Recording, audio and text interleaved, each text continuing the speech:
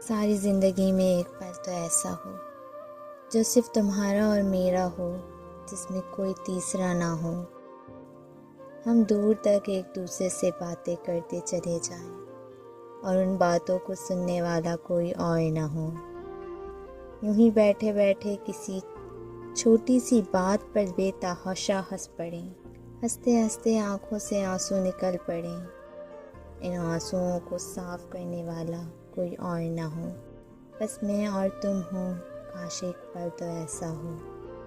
میرا دل چاہتا ہے جب میں اداس ہوں تو تمہارے بازو میرے گرد حائل ہوں، اور میں اپنی ہر اداسی، ہر تھکن، خاموشی اور تنہائی تمہارے سینے میں چہرہ چھپا کر آنسوؤں کے راستے ختم کر دوں، اور تمہارے بازوؤں کے حاضر ہماری غربت میں سکون کی نیند سو جاؤں۔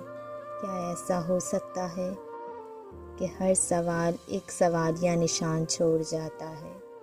پتہ نہیں کیوں